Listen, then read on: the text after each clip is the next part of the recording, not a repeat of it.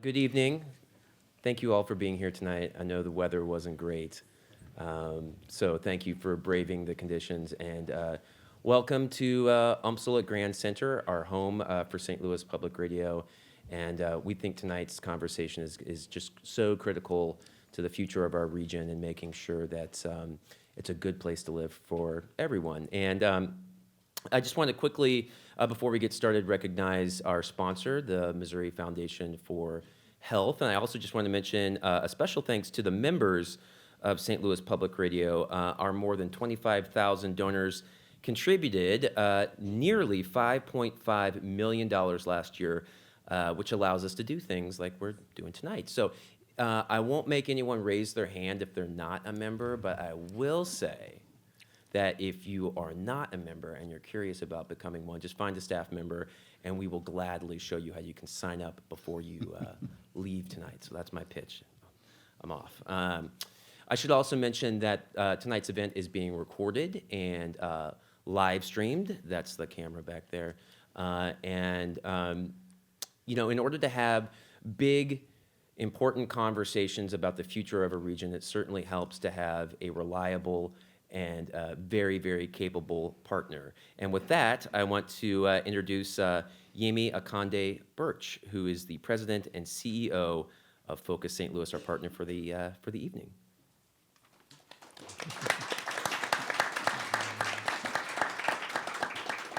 Good evening, everyone. I'm Yemi Akande Birch, president and CEO of Focus St. Louis, and I'd like to welcome you to tonight's conversation. For those of you that aren't familiar with us, we are the region's premier leadership development organization, and we take a very keen interest in public leadership issues like the Board of Freeholders. We know that this has a power to radically reshape how we are governed, and we certainly appreciate the opportunity to collaborate with St. Louis Public Radio and the We Live Here team. So we look forward to the conversation. We're sure it's going to be a spirited one. And I won't do a membership plug. You know who we are. But with that, I would like to hand over to our hosts, Jia Lian Yang and Wally Seward. Thank you. Great. So welcome, everyone.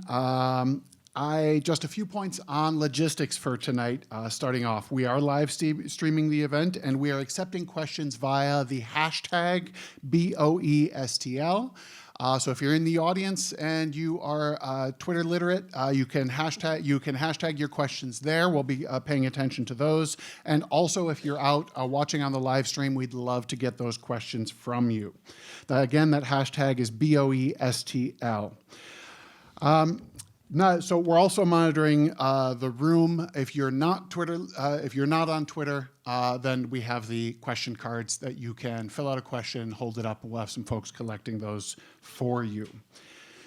So, what is a Board of Freeholders? The Missouri Constitution has a special section in it that gives St. Louis City and County the ability to reshape local governance via an appointed Board of Citizens.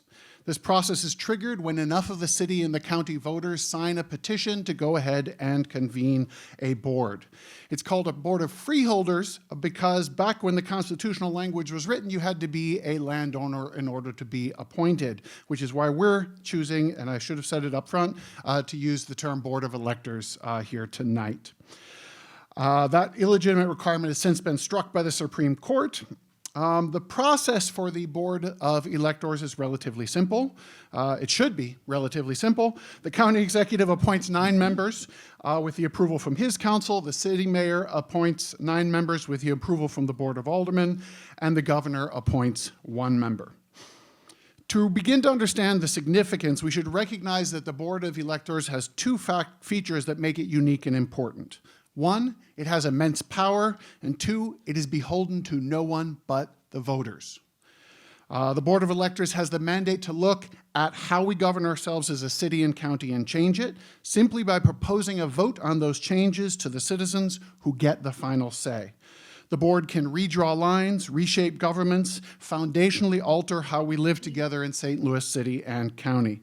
Now, this is an immense amount of power, limited only by the Constitution, the imagination of the members of the Board of Electors, and, of course, the voters of St. Louis City and County. Once appointed, the Board of Electors is answerable to absolutely no one except the voters of St. Louis City and County. They're not beholden to the people who appointed them. Thank you. They're not beholden to the people who appointed them, and nor any current entrenched interests. And I want to point out we have a significant number of current and potential members of the Board of Electors in the room tonight. So thank you all for joining us. So finally, I want to say there are two current realities that shape the context for the conversation tonight.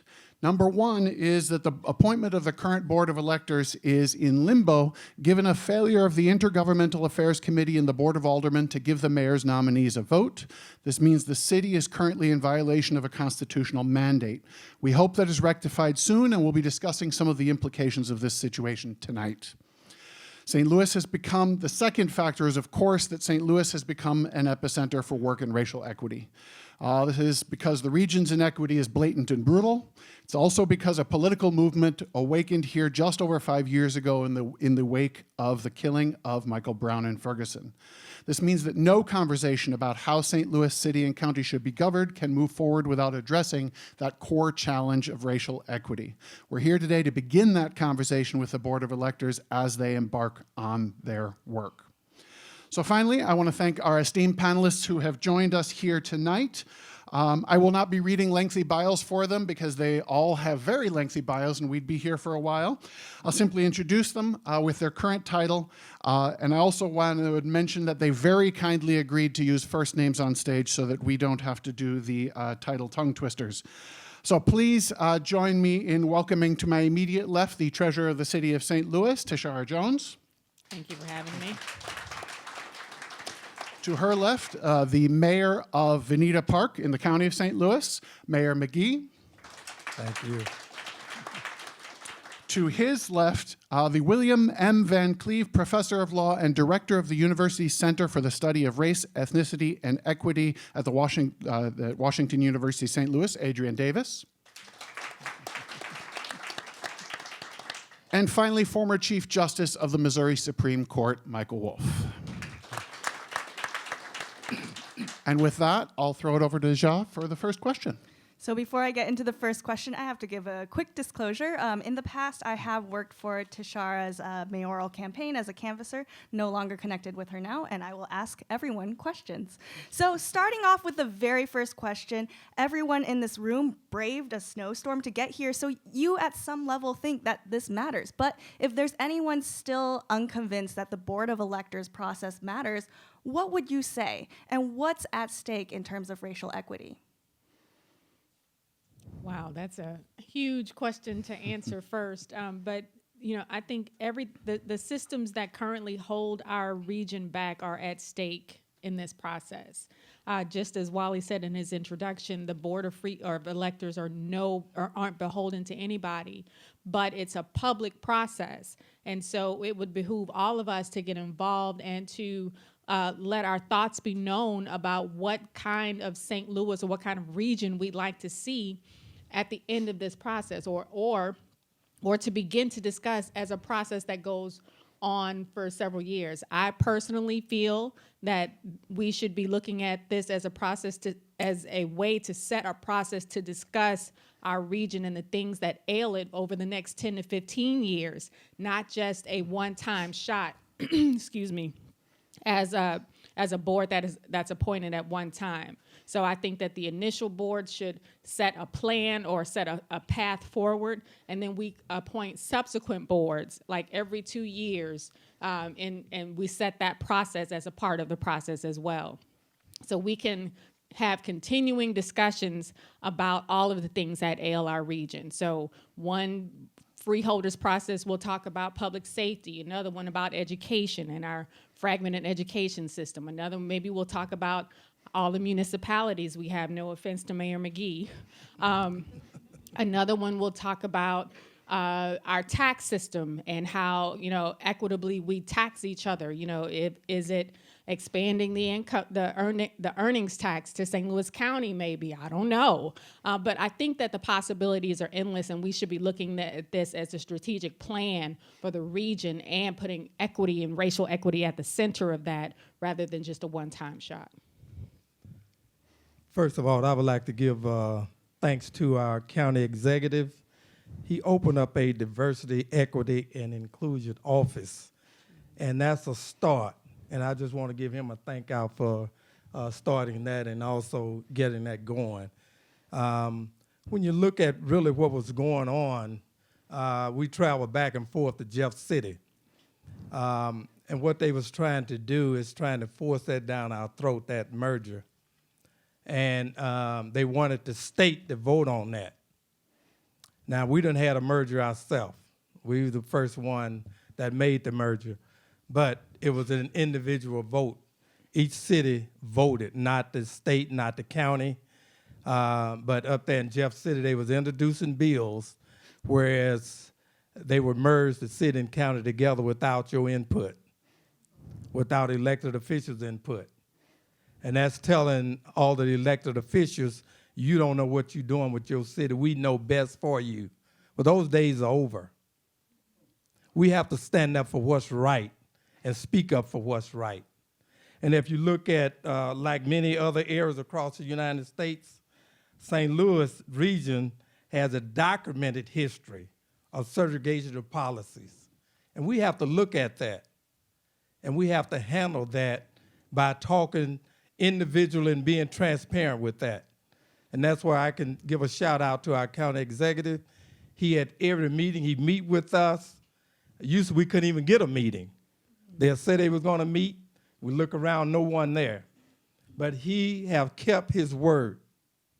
He wanna know how can he help the St. Louis region. And with that, I would give a shout out to him. But we can make our own decisions. But with the Board of Freeholders, that's how the Board of Freeholders really got started. We weren't gonna let them cram that down our throats. So the Municipal League stepped up and helped us out. And what they did say, well, let's start the Board of Freeholders. That's the constitutional authorization. And with that, we came to a conclusion that the county executive would appoint 9, St. Louis City would appoint 9, and the governor would appoint 1. That would give us a voice at the table. At least we will have a voice at the table through them. So thank you. We have to work together. What's at stake? Anybody else want to weigh in? Yeah, I would say that everything in St. Louis is relevant to racial equity, and racial equity is relevant to everything in St. Louis. You know, I've lived here for 12 years now. This is my 13th year.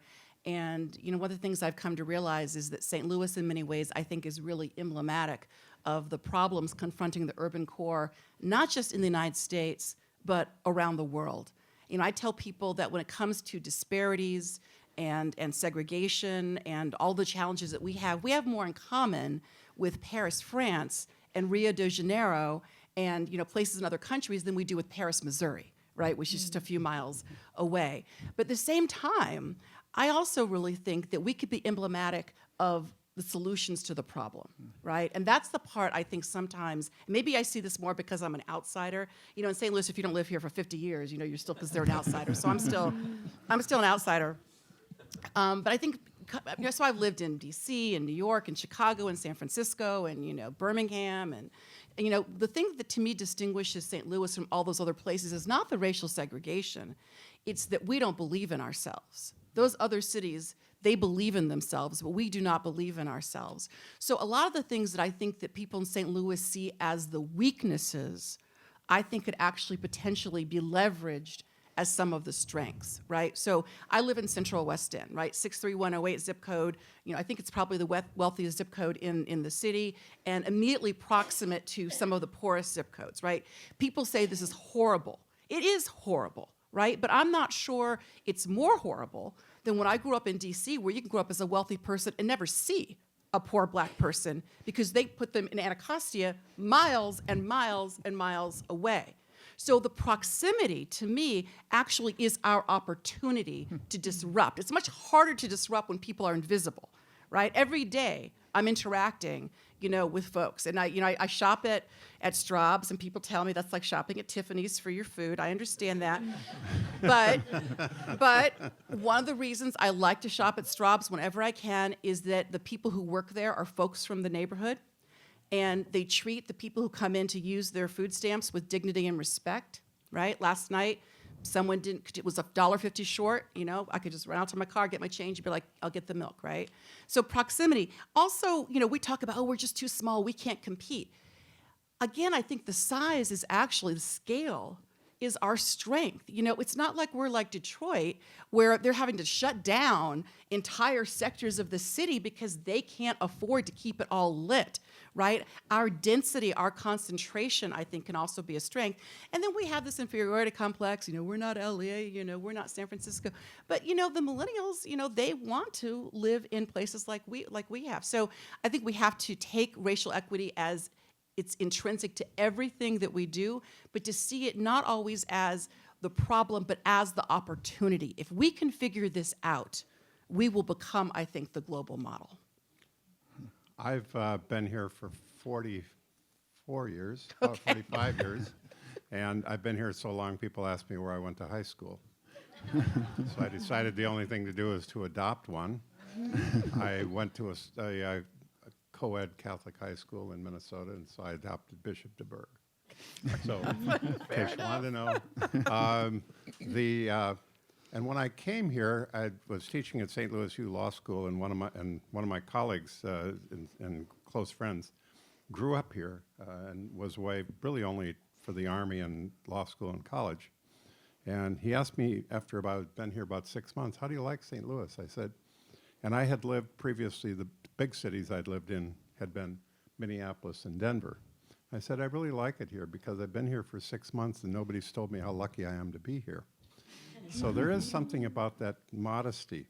So when the city, which was a big city, divorced itself from the county back in 1876, which was a bunch of farmers, about 12,000 farmers out there in the county. But the consolation prize was you got this part of the Constitution that says, well, we can organize ourselves differently if we want to. Now, if you read this stuff, they didn't make it easy, okay? We've seen that currently because we have 9 people from the city who've been nominated by the mayor and they haven't been confirmed. Well, the Constitution says that they have to be appointed and approved by the Board of Aldermen within 10 days. Well, that ship sailed a long time ago. What does that mean? We don't know. There's also a provision that the one person who's appointed by the governor, all the appointments, says the Constitution, have to be made within 60 days. Well, that's over too. Well, there is one case where the governor didn't get around to appointing his representative until the 67th day. And the Supreme Court of Missouri said, that's okay. I think it's in the category of close enough for government work. I don't know what that means. And frankly, when they set that up, it was an appointment by the mayor and by the county supervisor, now called the county executive. And then there was a kind of an approval process that involved the circuit court, which of course you can do that in 10 days because judges don't have that much to do, at least back in the 19th century. So they did it. But in the political process we have now, can you appoint and get somebody confirmed in 10 days? I mean, that's somewhat unrealistic, but courts don't get to rewrite the Constitution either. So we have a bit of a barrier there. But the interesting thing is that it allows, through this process, the people, and it has to be approved, whatever the plan is, has to be approved by the voters of both the county and the city separately. So it has to be a plan that is agreeable to both groups. And so the challenge is, how do you make this rather large group of people function as a community? And where do you want your government? Do you want it in little pieces? Or do you want it in big pieces, like you saw in the Better Together plan? Or do you want it in sort of, a piece here and a piece there? And so over time, the Board of Electors, Board of Freeholders process has been used to do some things, like the Metropolitan Sewer District is a good example. to do that. And it strikes me that because of the constraints, and by the way, they only got a year to do this, right? And I don't know if the time's running or not. We all can read just as well as somebody else. Can you really do big things? I think Tashara's point about doing this every couple of years and just taking a topic at a time might be more agreeable. And when people talk about what you can do anything with these governmental units. We have 24 school districts, for example, in the county, one in the city. And I can't remember whether I was counting the special school district, which is in the county but not the city. Right. But so we've got, so if you're talking about, well, what makes a community strong, education does, okay? So then you have to ask the question, well, why are kids in some school district worth 3 times as much as kids in other school districts? And if you look at things like that, you have to say, well, I'm embarrassed by that. Well, if you're embarrassed by that, maybe we should do something about that. But at least, Better Together knew that education, school districts, that's like the third rail. Touch it and you die, right? Because we're kind of invested, some people get very invested in their schools. We get very invested in knowing who our alderman is in our little community, and things like that. So you're saying, well, let's think of something really good to do, and let's think of why we should do it. Okay. Go ahead. That actually yes. I'm breaking in because that's a perfect segue to our next question, which is, if we look around at the region, and by the way, I want to caution us about using the word region too loosely, right? Because we're talking only St. Louis City and County. That's not the 7 counties, including across the river, that make up our metropolitan statistical area. So just want to give us a note about that. So if we look at what's wrong and we want to do something, anybody can walk up and say, let's do something. And the difficult task that the Board of Electors has is, what do we do? So I'd like to kind of throw out there a question about what are the range of possible things that the Board of Electors might do and think about. Right? Better Together, no matter how you felt about it, at the very least got the region talking about this issue for the first time in decades and actually paying attention to it. But that was a plan for full, massive scale merger of the city and the county. There are many, many other things that the Board of Electors, or ways that the Board of Electors could choose to approach this. So can we talk about maybe a few of the things that we might see the Board of Electors doing, the kind of approaches they might take to this? What are the most talked about ones? What are some we haven't heard enough about?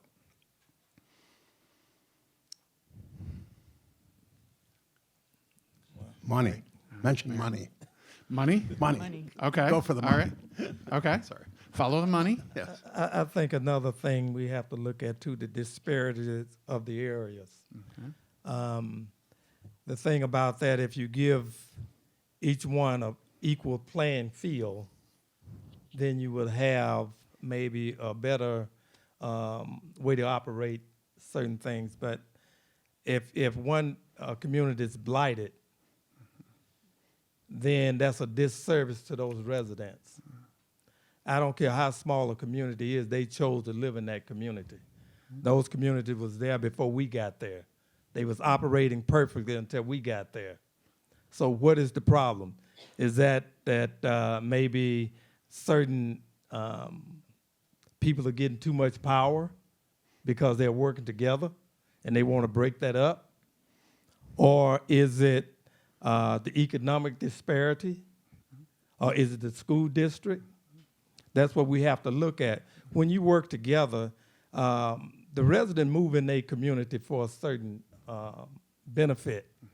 That means they can call a mayor and know their mayor personally. And they do, right? Yes, believe me. The problem that they have, they can come and talk to the mayor. And the mayor can sit down and we can solve that problem right then, even if it calls a conflict resolution. We sit down and decide, okay, if it's a conflict resolution, let's solve this. We can solve this ourselves. We don't have to go outside. So you've pointed to a really interesting tension here, right? On the one hand, People like local government. They like to know that their police chief lives down the road, that their mayor lives down the other road. They like the responsibility and the responsiveness of local government.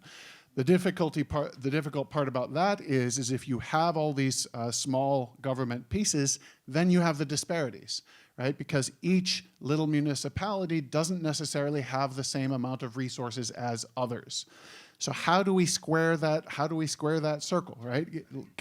Maintain that local control, but nevertheless try to level the playing field a little bit. Are there some other ways that, and this is a really tough question, that we might think about doing that? I think you look at our tax structure. Okay. And how taxes are distributed. I know that, the St. Louis County sales tax is a huge issue right now, with some municipalities feeling like all of their taxes are going towards the region. Well, I think all of our money should be going in the same pot. And then distributed equally or just looking at municipalities that don't have a sales tax base should get more. I mean, we have to have that hard conversation about where things are located and how there are some parts of the city that have no retail. So if they have no retail, they have no sales tax base. And then also, if a majority of their citizens are renters instead of owners, then what does the property tax base look like? Asking all these questions. And then I brought this up earlier in my remarks, our earnings tax.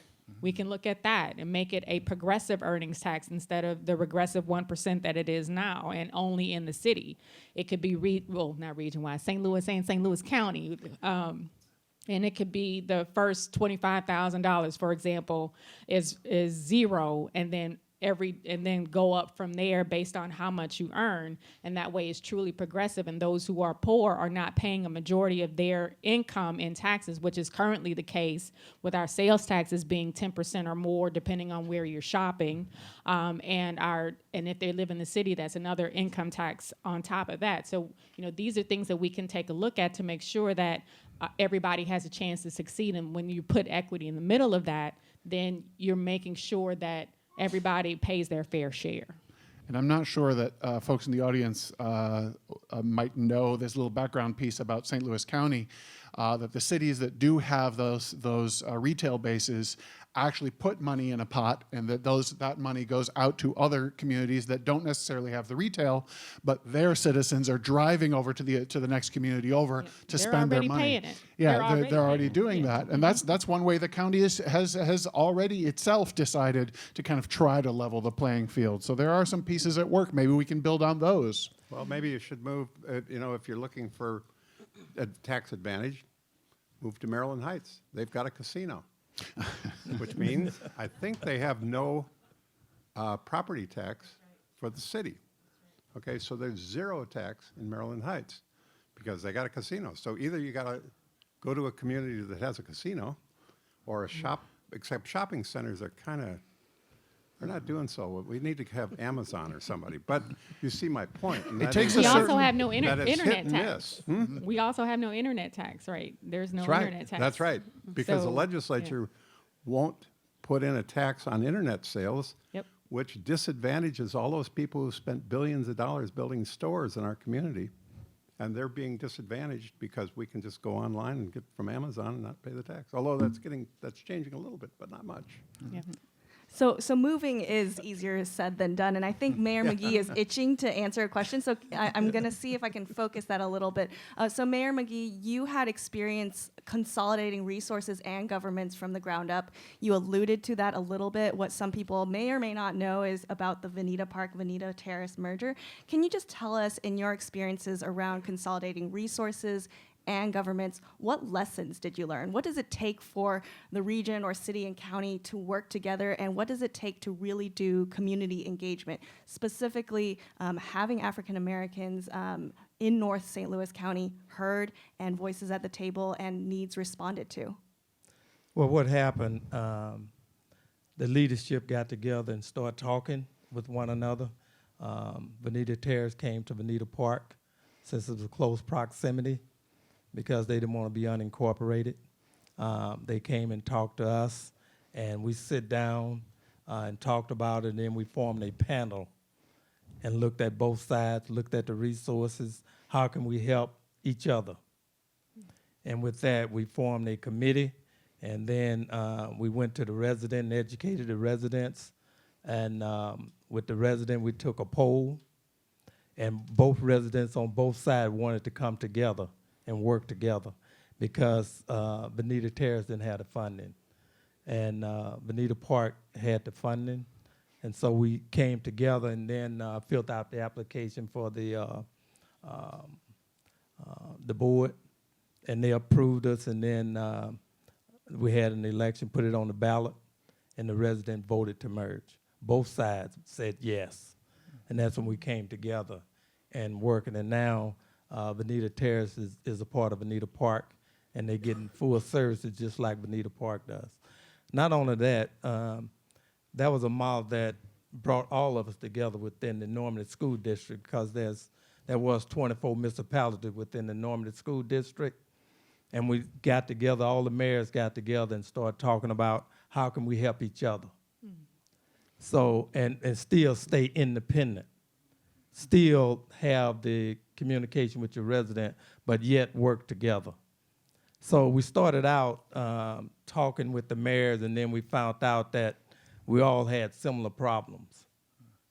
And we sit down and formed a panel, and we came together with that. But we also had to tell them, you leave your egos at the door.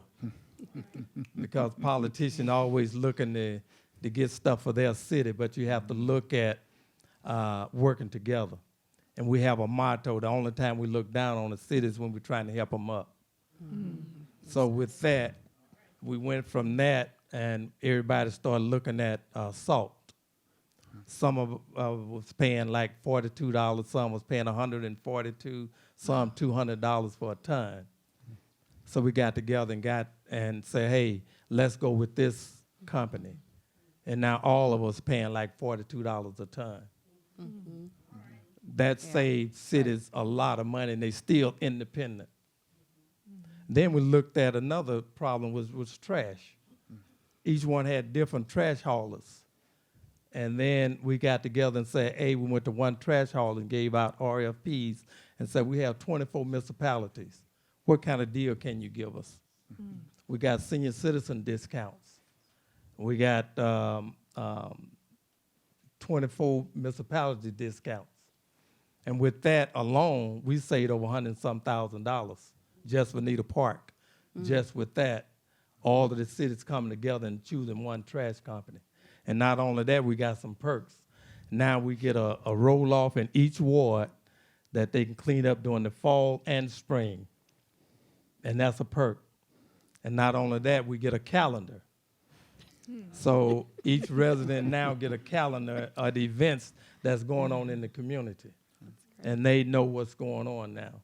And then not only that, we looked at infrastructure. And we got together and organized. It wasn't easy.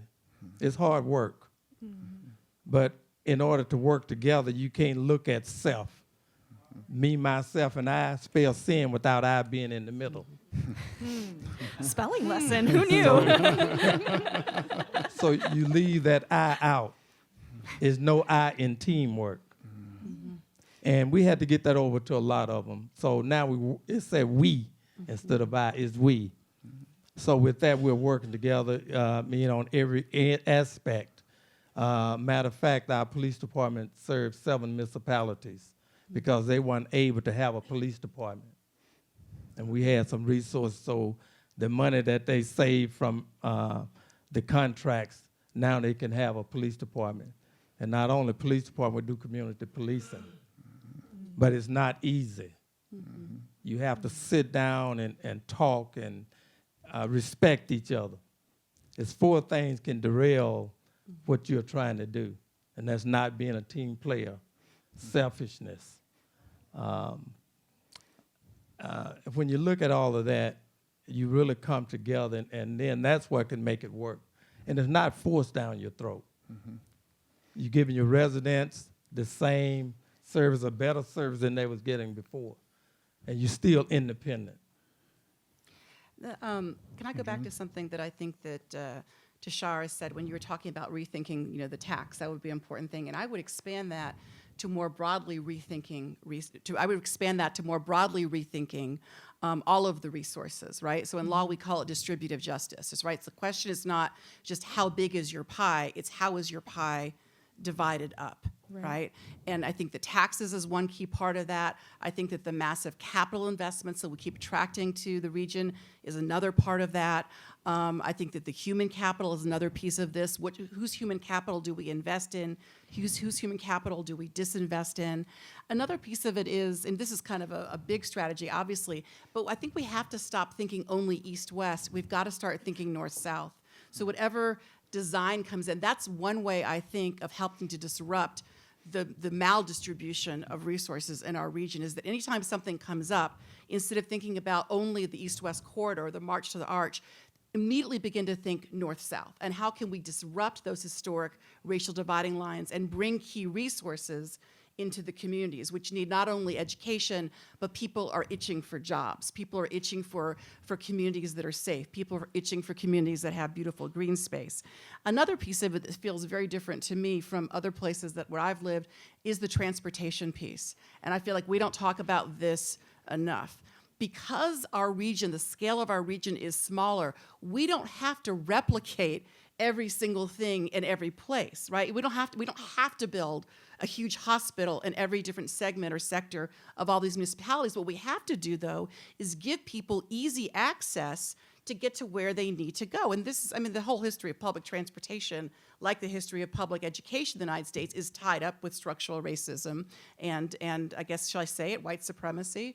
So I'm not a politician, I'm an academic, so I can Politicians say that. use that phrase too. Good, I like that, I like that. So when we talk about these sort of public utilities, we can't talk about them without talking about the racial histories. But the transportation piece of this is so obvious. So I would hope that would be baked into the redesign. I'm going to say one final thing, full disclosure. I'm on some of the cultural boards in the regions, that's full disclosure. But I also think that we should really think about investing more in the arts, right? So I tell people so often, and just a couple little factoids here, the arts contribute $750 billion to the US economy, more than agriculture, more than transportation, more than warehousing. They employ 5 million people. They earn $370 billion. Their economic output is bigger than Sweden and Switzerland, right? I tell people the arts, I think, is one of the areas where we're not doing horribly when it comes to race. So often in St. Louis, we talk about race, we pivot immediately to disparities, deficits, and discrimination. And we should, because those things are all real, and they are, we're just writing off generations of human capital. But when we look at something like the arts, we see an area where, comparatively speaking, we are doing well. And we're doing well in the sense of a lot of the work that artists and arts professionals are doing is having even a global impact, right? We were the only city in the country that brought both of the Obama portrait artists to St. Louis in a single year, right? And I have to give a little plug, right? The Metropolitan Opera, the first African-American composer they are showing in the Met's history came out of an opera commissioned in St. Louis, right? Now, at the same time that we've got sort of the legacy cultural institutions that I think are doing very well, we have a lot of folks who are some of the most brilliant artists that I have ever met, and arts professionals who I've ever met, who cannot access meaningful resources. It comes back once again to distributive justice. I'd like to see us look at some of the more micro institutions and some of the legacy institutions that have long served our minority neighborhoods, African American neighborhoods, and be investing in them too. I was both excited and heartbroken to see that Harvard University, you've heard of them?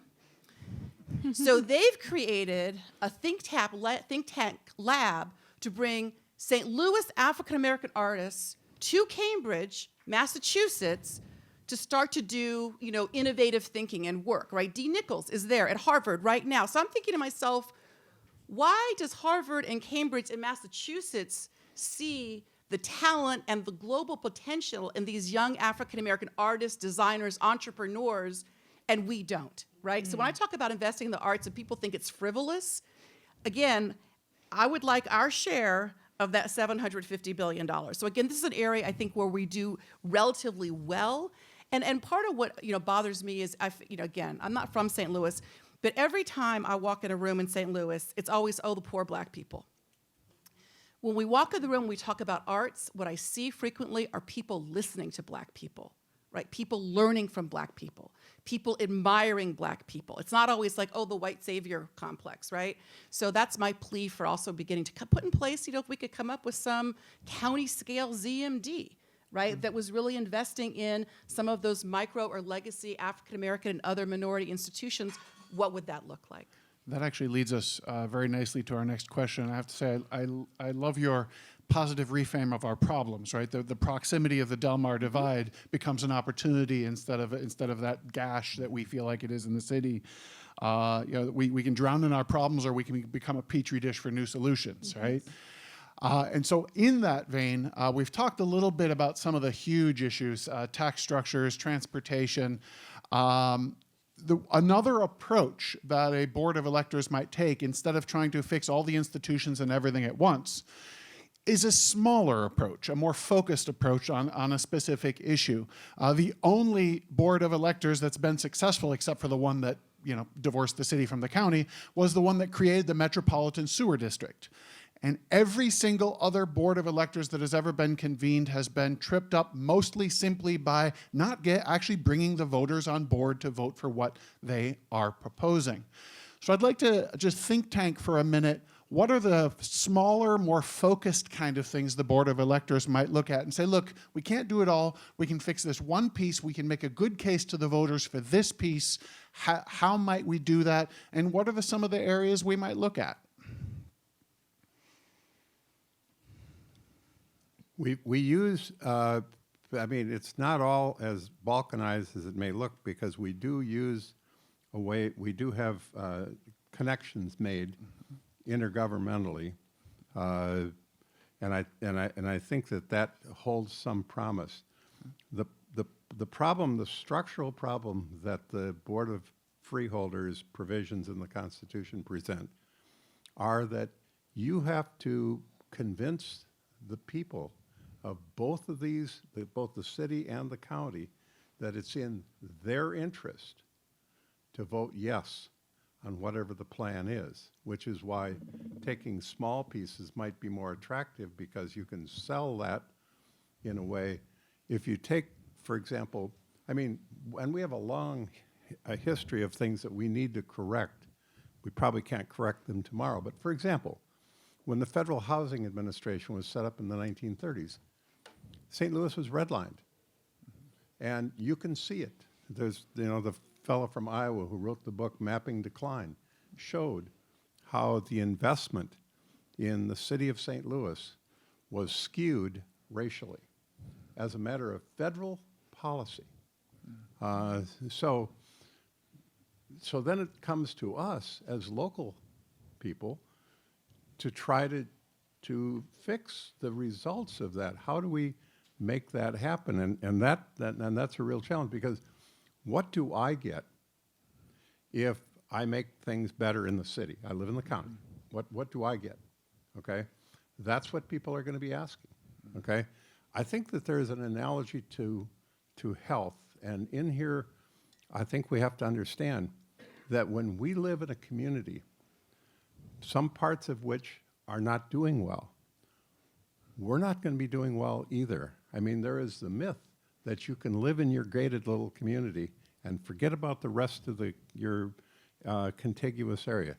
That's not true, and I think the health data of our country show that you are a healthier society if you have people brought into the system and your distributions are more equitable. How do you do that? Well, it's a hell of a sales job to get people to understand that they might have to pay something to make us a healthier community. That takes some doing, okay? Or that we need to do this so we are less reliant upon the property tax, because as much as Veneta Terrace and Veneta Park can get themselves together, and the other municipalities in the Normandy School District doing wonderful things, they still don't have the property valuation that other parts of the area have. So they can do perfect work on a local level and still be disadvantaged because of the unavailability of capital to do those community things. The same thing is true of school districts. They don't have the capital. We had, before the legislature changed it about 13 years ago, we had what was called, and I'm not going to get into the weeds, but access to money foundation formula from the state. And that is, the theory behind it was that if our tax rate is $3 per $100 in this district and $3 for $100 in this district, that we will have this, that each of those two districts will have the same amount of money to spend per pupil. So they could make themselves better by raising their own tax rates. Well, it was lovely in theory, but it didn't work in practice, especially in St. Louis County, where some of the districts can raise more than enough money basic without economics. even having any state aid. So you say, well, our district doesn't get any state aid or hardly gets any state aid, so why the hell should we care about this?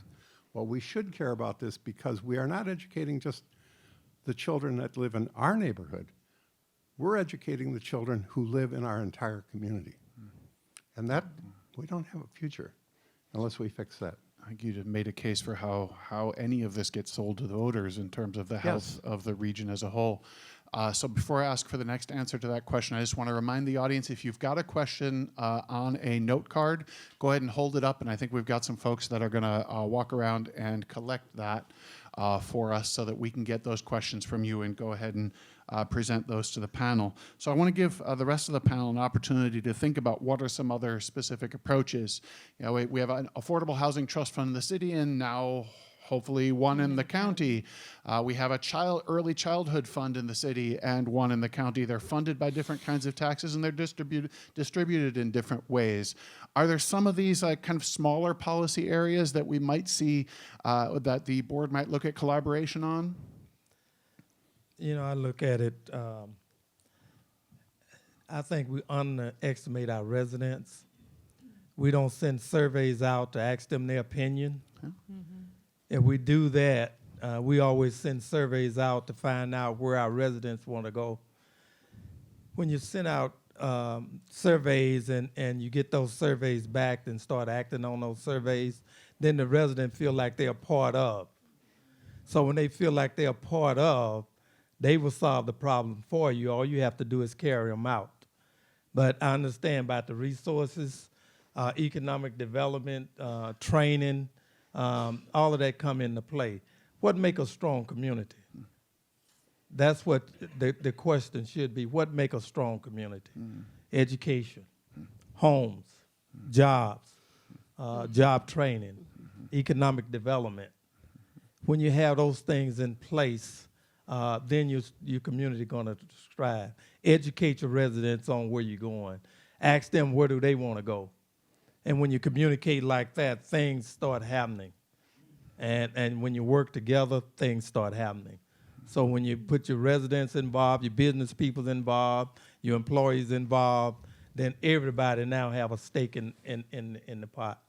I think Mayor McGee makes a great point in that I don't remember in my short lifetime when we have ever surveyed St. Louis City and St. Louis County about the same, about what they want from their local government. I remember having to do this as a recovering legislator. The state would give us money to communicate with our constituents, and I would send out a survey at the beginning of every session saying, these are the things that I'm considering. How do you think I should vote? And of course, they were, nobody really returned them. Sometimes they would, write notes on the back, and I would respond. But what if we took a whole scale approach to really asking people, what do you want? I think number one, they would appreciate that coming from their local government, that we even took the time to ask. And then I think we would see that more people would be would respond, and we would learn a lot more excuse me, from our residents as far as what they want versus what we think they want. So now we have questions from the audience and also on Twitter. We want to start with a very logistical question. So Tashara, you brought up the question, what do you want? That's being a very good question to ask residents. And that's something that technically the Board of Electors can do. And yet we have a little delay with the city. So this is a question to our law experts right here. What are the prospects for getting the city members approved? What will that process be? What's next? If someone wants to understand what's actually going on, what would you tell them? I'll let you take that. I don't know. But I think we should take a stab at it, okay? Just being practical about it, 10 days ain't enough time to do that. I mean, I think they amended that, the court out and put the Board of Aldermen and the city and the county council into the mix without thinking about the time that it takes for political Mike, when things did to they- happen. When did they put, around what era was the 10 days put in? That was- I don't know. I think the 10 days was always in there, but it always was in there. always with the court. But then Right. they switched over and got the courts out of the game, and I don't remember exactly when it was, but it was Yeah. sometime in the last 100 and some years. Yeah, I mean, it may have made sense in, I would say it may have made sense in the 19th century, 10 days, but not It does, no, it makes very little. But so the question is, should they charge forth and do this after they're presumably after they're confirmed at some point? I assume that at some point they're going to make some kind of a deal and get them going. And then you think, well, where should they start? I looked through, by the way, the 1987, 1988 thing where they did this whole big plan, and then it got derailed by the Supreme Court decision, the U.S. Supreme Court decision that says you can't have a board that's just property holders. But they had a Price Waterhouse study about how to do it. They had this whole elaborate business. I'm not sure that even if the Supreme Court hadn't derailed them, that they could have passed that in the two respective jurisdictions that have to pass it, the city and the county, because they reorganized the municipalities into, I forget what, 24 municipalities instead of, what do we have now, 89? 88. 88? Okay, I know it's a floating number, but it's a big number. So there's other things, and the language, I love the language in here because it says you can do just about any damn thing you want to, and it supersedes state statutes, ordinances, and charter provisions. Yep. Wow. The possibilities I are had this endless. disruptive idea that maybe we should stick it to the legislature on this one, okay? Okay, here's my thought, okay? It's just a thought. We're not on the radio or anything, are we?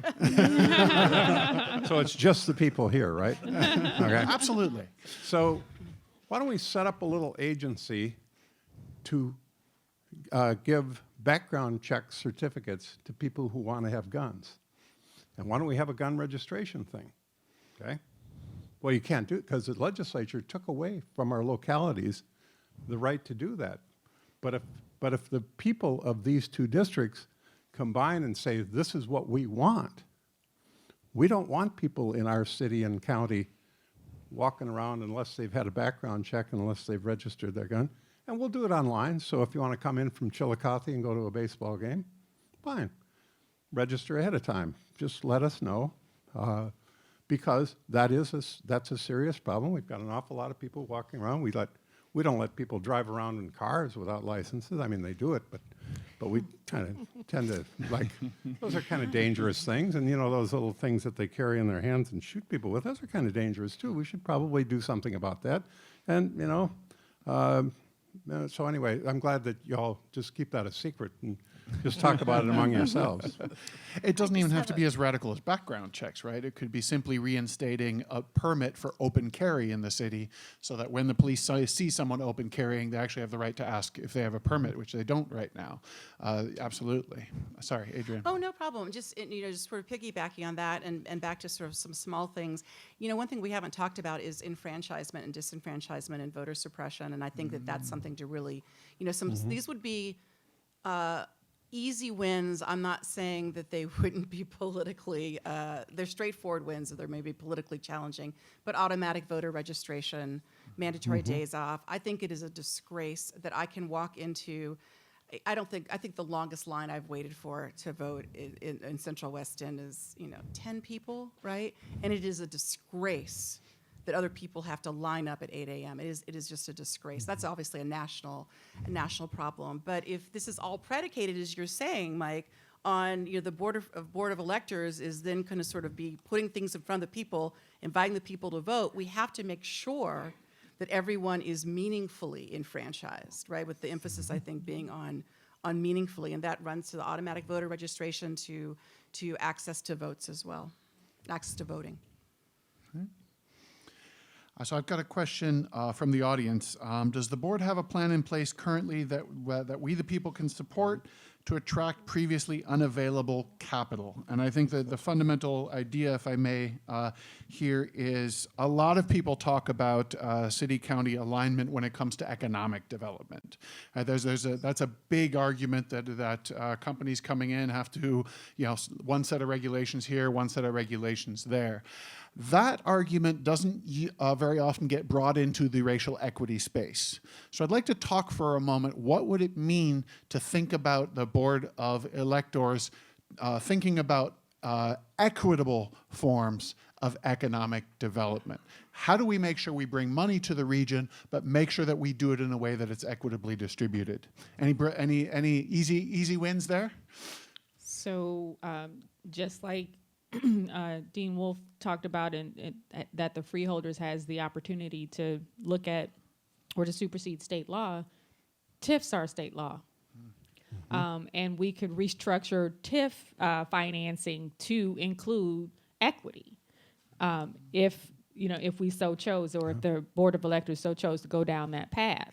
So, I mean, the possibilities are endless, but if we reformed our TIF legislation just for St. Louis City and County to put in those the provisions that if you were doing a project in an area that really doesn't need any, that the project would happen if you didn't even have the tax incentives, so you have to link it to an area that doesn't get any investment, and that money a part of that project money has to go there. We could do that. That's a possibility. I think St. Louis County already started.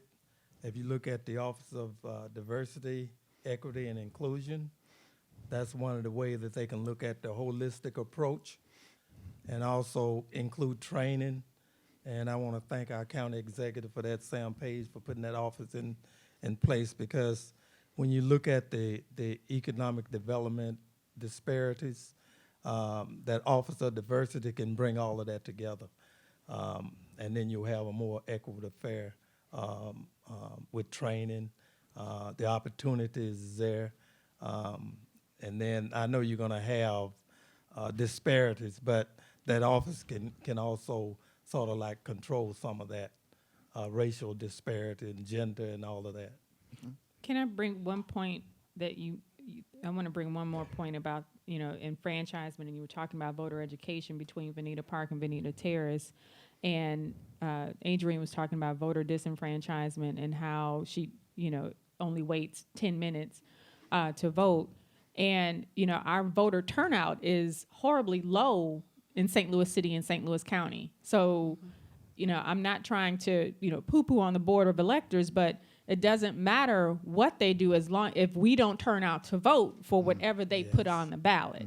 We have to have turnout that supersedes, the usual less than a third that comes out for local elections. We'll do it on the federal level. It'll be up to 50% if it's a federal election. So watch March 10th. There'll be 50% of people that'll come out for the presidential primary or the general. But when you get down to the local elections, and this particular election has to happen, has to be a special election.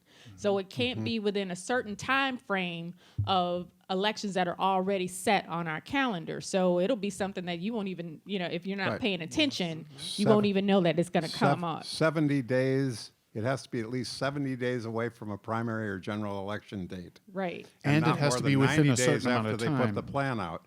So they've structured it to make it really hard to do that unless you get a really committed group of people coming to the polls, knowing about it and all that. So it does Exactly. have an opportunity too, because you may be able to avoid some of the negative. Exactly. And if one of the things I've always said, even when Better Together's process was out there, you can design the best government in the world, and mediocre leadership will mess it up every time. So we have to make sure that not only are we paying attention to whatever plan gets on the ballot, we also have to pay attention to who we elect locally.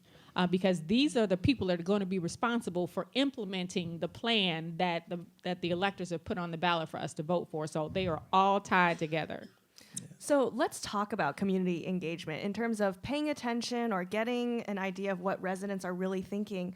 What are some creative ways to make sure that people know what's happening and can get their voices heard? You know, are there mailers, there are events, there's door-to-door? What have you seen that's effective, and what have you seen that maybe people haven't thought about? Well, what worked for us, and I think it'll work for the whole area, is that we educated the voters. We got volunteers, went door to door to educate the residents, and also we got a list from St. Louis County Election Board to find out who was registered and who was not. And we would register those people right then and there, and then let them know they'll be able to vote in this election. But I think educating our residents about what's on the ballot, and sometimes they ask you which direction to go in, and you should know, because you don't want to go and start educating residents on stuff that you don't know about.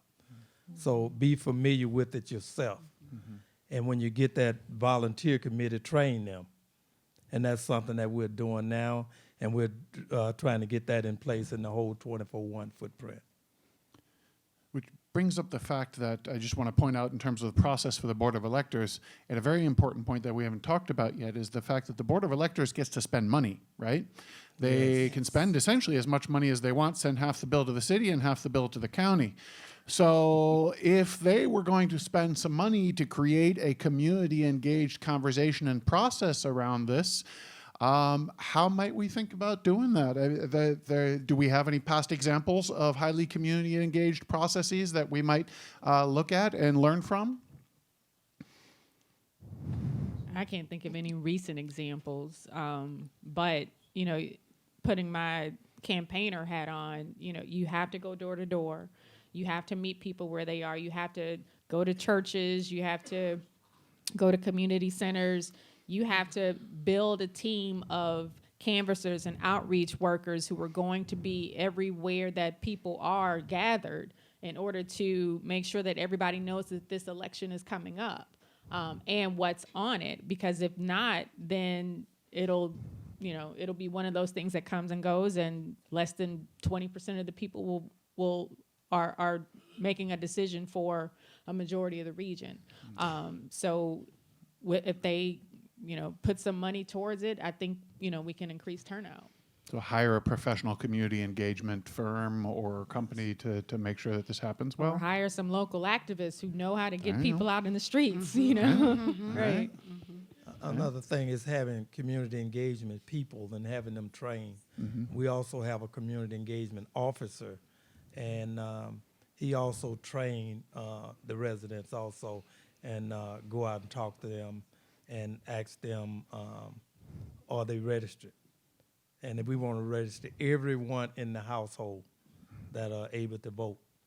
And we also looking now for the transportation to get them back and forth. We have volunteers that drive their cars sometime to get them back and forth to the polls, but we want to make sure they are on the register when they come there. Could the freeholders make it a national holiday or a holiday here? Well, Everybody's yeah, off. I think that would be There's great. no excuse, then. It would be like Christmas. Be wonder about, careful about that money thing, because Right. this is a group that can spend money. By the way, they don't get paid. The electors don't get paid, except for the one appointed by the governor, and his or her compensation is fixed by the other members of the board. So they're able to call upon the resources of the county and the city, and I'm looking at Sam Page. He's probably not going to be real happy, and residents of his county aren't going to be real happy if there's like lavish spending on all this stuff, and they'll come out and say, well, the hell with this, we're going to vote against it. So you have to be kind of modest about, this, because you're authorized to spend money without really any real accountability. I mean, it's in the Constitution. But, you know, that was the 19th century. Seemed like a good idea at the time. But I think that's one of the things that the freeholders can do is organize a team, whether it's volunteer or maybe they give them a few bucks, because some people that retired, they'll be willing to get out and do that. We, thinking about, just while we're on the subject of process, thinking about the Ferguson Commission, right? They had citizens working boards that they set up. They had a professional manager for the entire process. And they also took a lot of abuse, right? Those first few meetings of the Ferguson Commission were not pretty.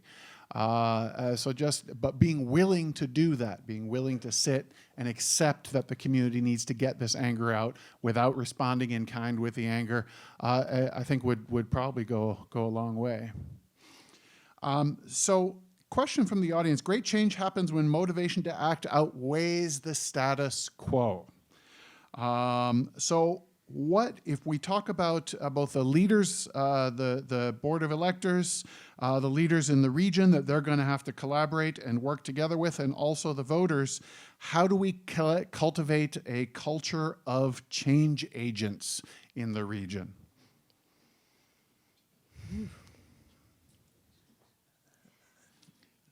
I'll go Both back the to education piece? Well, I'll go back to coming at from both sides. I mean, I've been an academic for 30 years, so that's where my mind goes immediately. But I'm like, how do we get those artists at Harvard to come back, right? I mean, they are explicitly activists, right? And they're going to get the best training you can get in the world, and so how do we get them back? You know, one of the things that we've been trying at the university, I haven't really kept up with it, is, I think that one of Washington University is, and one of just generally for all of the higher ed institutions in town, we produce all this amazing research, but I think arguably our best output is our graduates. And increasingly what we're finding is that our graduates want to stay here. They really fall in love with St. Louis and the possibilities here, and the values that they see people working so hard for. Again, it has become, a global research and activist destination, right?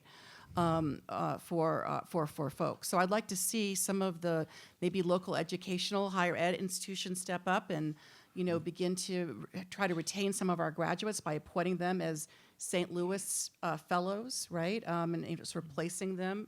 We've done this on a modest scale at WashU, but I'd like to see it at a much broader scale, right? Retaining doctors as fellows, lawyers as fellows.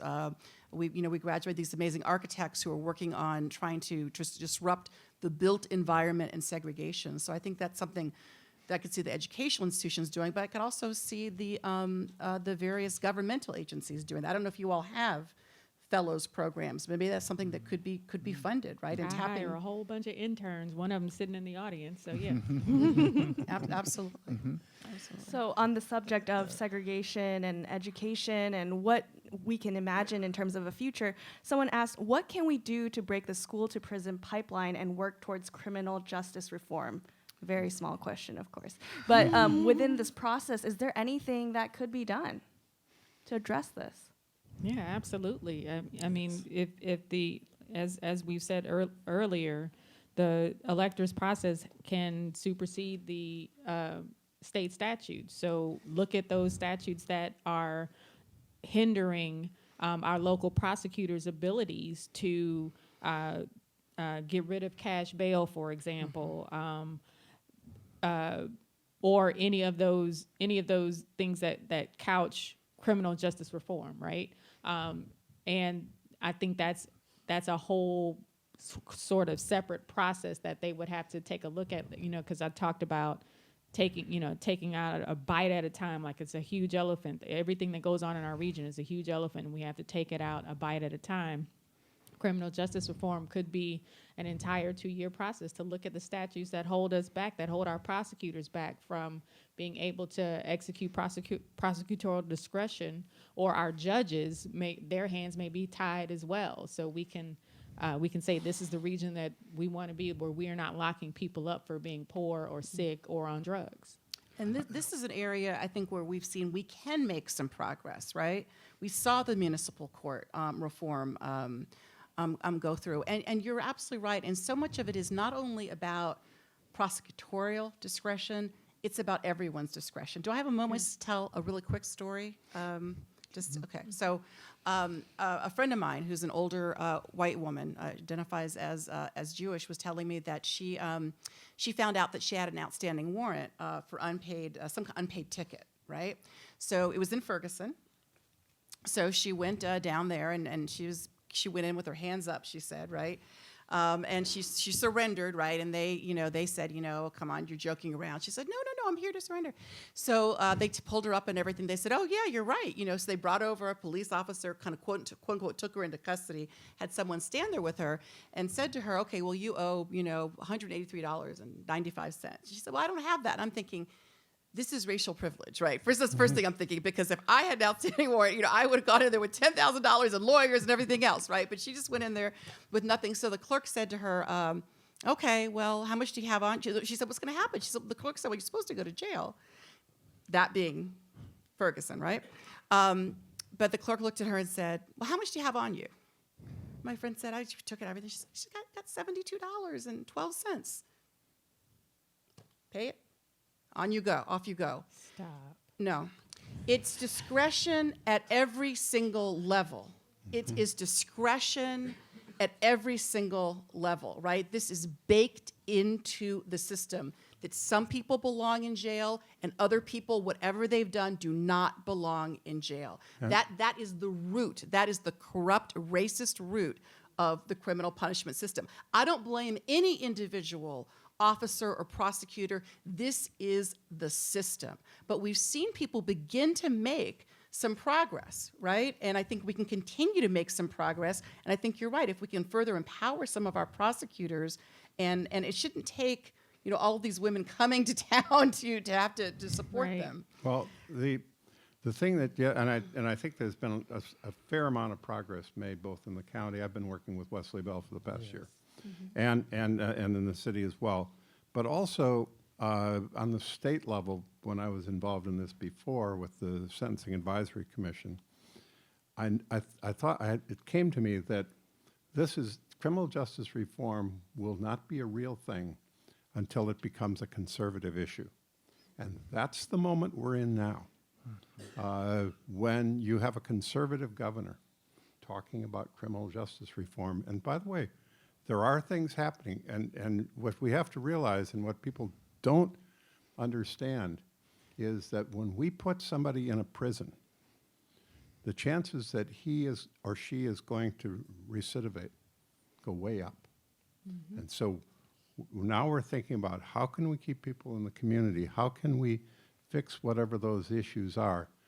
That's a real opportunity. And by the way, it's not gone unnoticed. I read in the paper the other day, because the prison population in Missouri was at 31,000. It's now at 26,000 after just a few years. But I want to give you a comparative figure. When I went to work for Governor Carnahan in the governor's office in 1993, the prison population was 13,000. So we went way up because of the 90s. And by the way, a Democratic administration and a Democratic Congress encouraged us to do that. They told us to build more prisons. We built more. In fact, we had a bond issue in '94, which was half of which went for higher education facilities, and the other half went to build new prisons. That was such an embarrassing thing, and I had several conversations with Governor Carnahan about this, but that was what you had to do to get people to vote for stuff for higher ed, because they'd vote for prisons, because that was lock 'em up time. We're not so much in lock 'em in. Now, mind you, there are some people who belong in those prisons. But I'm telling you, and I've said this for years, you got to save your prison space for the people you're afraid of, not the people you're just mad at. And we've got too many people in prison that we're just mad at. They use drugs, they do other shit that, oops, excuse me, that's radio, things that, that you shouldn't be doing, right? You can bleep that out. Also, I would like to commend Prosecuting Attorney Wesley Bell for doing the criminal reform. But the thing about it, if they're in prison and they get out, you have to have programs for them. Yeah. Because if you don't have programs for them, they're going to repeat it. Most time when they get out of prison, they want to know that, well, you're an ex-offender. And if they don't put it on the application, they do a background, then they're fired. So what we started is an ex-offender jobs fair, so the employee will know that they've been ex-offenders and they're trying to reform their life. If they done paid they debt to society, because you have to understand it's two systems, two justice systems. And if you understand that level of two justice system, State and federal. yes, well, And white and this- black. I think you meant. Okay. I'll make it perfectly clear for you. Okay. There's a justice system for the white, Yeah. and there's also a justice system for the blacks. Now, Harvey Weinstein's getting a better defense than the guy who just went on trial out in St. Louis County. Thank you. And you have to understand the system was designed to incarcerate blacks, even if they didn't do the crime. A good picture to look at is at the movies now. Justice Mercy, or Mercy Just Justice. Mercy. Just Mercy. Yeah. That's a good one to look at. And then you understand the system. I know a lot of people don't think they're racist, but from our standpoint and where we done came from, we understand racism. They haven't been there. Like they say, you never know where you are until you walk in another man's shoes. Blacks could have a joint, a weed, one roll. He going to jail. But a young white man can have one, they'll fold up and throw it out. And he going about his business. That's the two justice system. And we have to change that. And the only way we can change that is be transparent, talk about it. And that's why I tell our police officers, you treat a resident just like, I don't care if it's not a resident, but if you stop someone, you treat them like they're your mother, your father, your sister, or your brother, or one of your relatives. Would you want to talk to them that way? Or you want somebody else to talk to them that way? So with that, it's changed the whole police system now in the 24-1 municipality area. Can I reinforce something about that? Again, just being an outsider. I was, that Kings Highway Lindell intersection is such a challenge. So I got hit there. It was raining really hard, and so the person who hit me and we just both kind of pulled our cars over, and the police officer came, and then he, took our information and went away, and it was just taking a long time. And I started having a full-blown panic attack, which had not happened before I moved to St. Louis. Full-blown panic attack. And I thought, my best friend's out of the country, so I can't let her know. But I felt the need to let someone know, even though I had just been hit by a car. This was just, there was something that made me feel like I had gotten, it was almost like the blue panic or something, right? And it was fine. And in fact, the police officer was very courteous. And even though the gentleman who hit me didn't have insurance and didn't have a license, but the police officer said to me, it was raining so hard, and he said, I said, what's going to happen to him? And he said, well, I should send him to jail, but he's got his daughter with him. I'm not going to do that. And I said, okay. And I thought, discretion, right? Discretion. I didn't want the guy to go to jail. I mean, I do wish he had insurance, but I didn't want him to go to jail. And it was that discretion. Right? Interesting. You've pointed to discretion in both directions now, right? And it depends on the person who has the discretion. Absolutely. Absolutely. That actually brings me to maybe one final follow-up on the policing point. When I talk about police reform with policy wonks, they talk policy. When I talk about police reform with folks who are familiar with criminal justice, they talk about culture. They talk about culture inside the department. They talk about advancement policies, hiring policies, firing policies. So when we think about the fact that criminal justice reform is really challenging, are there some ways that a Board of Electors are there some pieces of the puzzle that they could put in place to allow more oversight about those internal pieces of policing, right? Hold accountable that leadership that makes those hiring, those advancement decisions. We have some pieces in place, right? We have a civilian oversight board that doesn't have as much power as it would probably like. The county just had a huge shakeup of its commissioners. Are there ways that the Board of Electors might be able to support the change that's already happening on those fronts? And maybe Mike, since you're working in that area. I would think so. And one of the questions that will come up, and it's a touchy question, but it's an essential one, and that is, are the police departments that we have up to standards? In other words, a Board of Electors could put forth as part of a plan that if you're going to have a police department, it has to have certain minimum training, education, and other kinds of standards.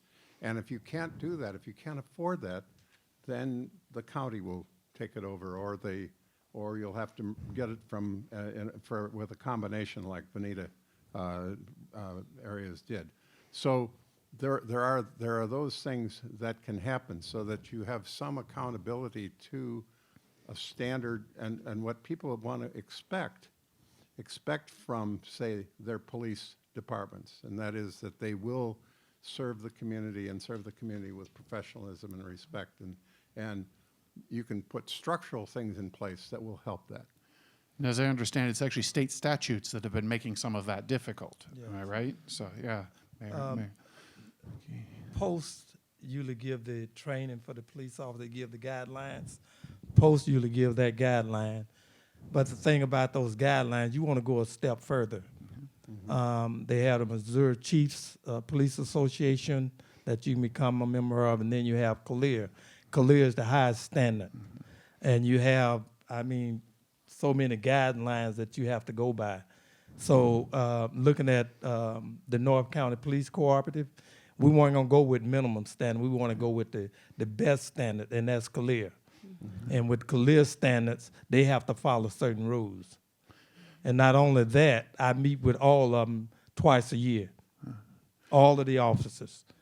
And we even give guidelines to them because we want them to be the best out there, because they're supposed to be serve and protect, not abusers. So the board could give the county power to require such certifications and training, and maybe give the civilian oversight board in the city a little more power. These are kind of smaller ways, right? Not big things to think about. One piece of low-hanging fruit on the state level is the law that says that body camera footage cannot be shared or viewed by the public until the investigation is complete. Okay. Which in my opinion gives police departments incentive to drag on investigations for months and years without releasing that footage. So that's one piece that also I think needs to be considered. I just want to reinforce what the mayor was saying. I think that it's not just about the numbers and about the criteria. It's about the culture, and I think I really commend you for when you meet with those officers, right, and you really can state what the culture and the expectations are. I don't know if that's something, I think the transparency piece is absolutely crucial, and that's I think what you're getting at, Tashara, right? How do we get the transparency so that civilians know what's going on and what the complaints are? But also I think if there's some way to kind of further reinforce the ability of the elected officials to kind of have that oversight, I think that also, along with civilian oversight, would be very, very important. Yep. And with Jeff City, they already have bills up there that asking for higher standards. Either you with the Missouri Chiefs Police Association accreditation or with CALER. And that's a good thing. I think all of the police departments should go up to another level instead of post. Post is fine, but still you need that extra level. And going to your point, you have to constantly remind the police officers, and that's why we meet with them. We have an annual meeting with our police officers, and we hold them accountable. from the elected officials to the chief of police to his management staff to the sergeants to the corporal to the officers. We hold all of them up to that accountability. And I just want to point out to the members of the Board of Electors or potential members in the room, especially on the criminal justice front, this stuff gets really complicated really fast. There are a lot of people in this community who've been researching this and know this stuff inside and out. Avail yourselves of them, I think would be Yes. advice that we might give. So with that, I've got one more last piece I'm going to ask. I want to say we are almost to time, but I want to acknowledge that we have had County Executive Page in the audience for the entire time. We very much appreciate his willingness to come and spend his valuable time with us. Yes. And I'm going to give him an opportunity to take just 2 or 3 minutes, if that's possible for politicians. I know to come on up, and we've got a podium right over here for you. If you want to just a couple of minutes, if you have any reflections on what you've heard today and how you might want to work with the Board of Electors moving forward to get some of this stuff done. Well, I hear you. You said a couple of minutes, a couple of times. I just want to recognize every time I'm in a conversation with Mike Wolf, I learned something, and this whole concept that the Board of Electors could be used to as a pathway to common sense gun reform is fascinating. And I hope that that secret doesn't stay a secret very long.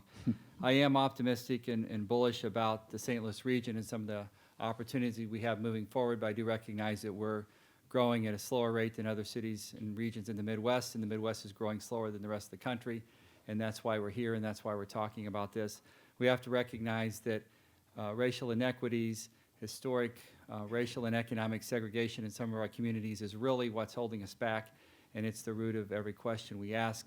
We need to be where Atlanta was 20 or 25 years ago, and they didn't approach a table of stakeholders to solve any question without asking first, is race a part of this problem? And that's where we need to start with the Board of Freeholders, and that's where we need to start with every stakeholder question, whether it's criminal justice reform or affordable housing or whatever we start working on tomorrow. So I am optimistic. I don't have any pre-baked solution for the Board of Electors. I do think that this is the beginning of a conversation, and it's the beginning of a conversation that will take several years. If there's a product recommended at the end of this year, I think that's great. Let's move forward. But the most important piece of this is a real hard conversation about racial inequities and what's our pathway forward. Thanks. Thank you. And with that, if I can ask us to give our panel of esteemed experts one last round of applause. Thank you. And to our members of Board of Electors and potential members, and all of you who braved the weather tonight. Thank you all. All right. Sha, anything to add at the end? Thank you all and drive safe. All right.